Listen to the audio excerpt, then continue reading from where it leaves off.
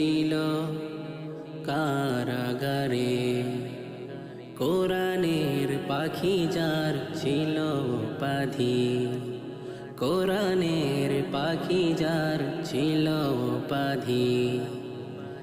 শোনা হবে না তো আর সরাসরি কথা তার, শোনা হবে না তো আর সরাসরি কথা তার, কোরআনের ময়দানে জানি কোনো দিন আমরণ হয়ে রবে সকলের মনে প্রাণে, ইতিহাসেও ঠিক চির অমলিন, ইতিহাসেও ঠিক চির অমলিন।